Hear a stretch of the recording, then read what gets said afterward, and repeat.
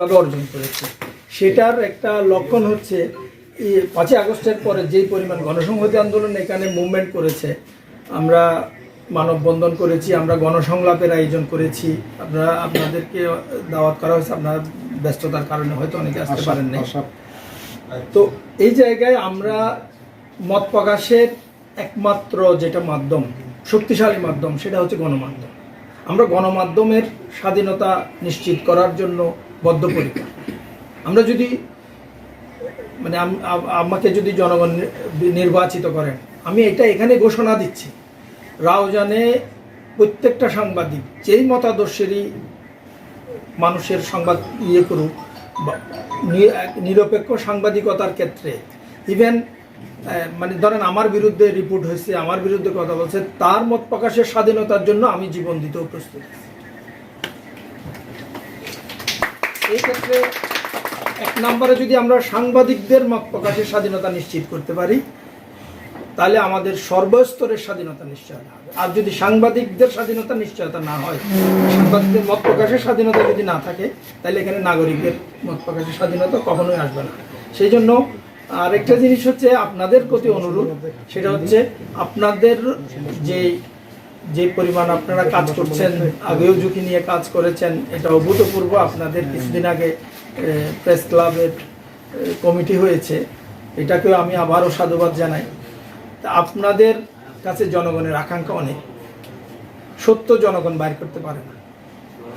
আপনি যদি সোশ্যাল মিডিয়ার যে ফেসবুক স্ট্যাটাসের উপর ডিপেন্ড করে যদি জনগণকে চলতে হয়, তাহলে জনগণ সত্য কখনো পাবে না। আপনাদের উপর জনগণ আস্থা রাখবে। জাতীয় সংসদ নির্বাচনে আমরা প্রায় 17টি আসনে গণসংহতি আন্দোলন থেকে মনোনীত প্রার্থী দেওয়া হয়েছে। সেখানে আমাদের দীর্ঘদিনে ফ্যাসিবাদ বিরোধী লড়াইয়ের রাজনৈতিক যোদ্ধা নাসিরউদ্দিন তালুকদারকে রাউজান 6 আসনে গণসংহতি আন্দোলন কর্তৃক মর্মে রাজপথে সক্রিয় ছিলাম।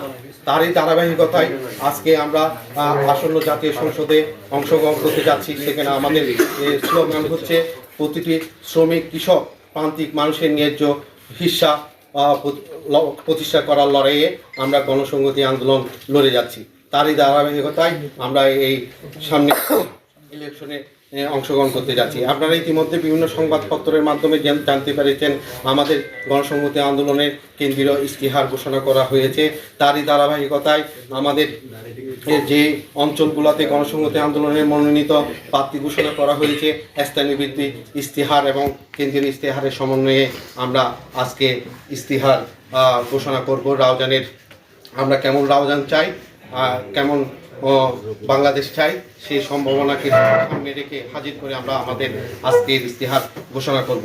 টানা তৃতীয়বার অর্জন করেছে দেশের সেরা সুপার ব্র্যান্ড স্বীকৃতি বসুন্ধরা টিস্যু।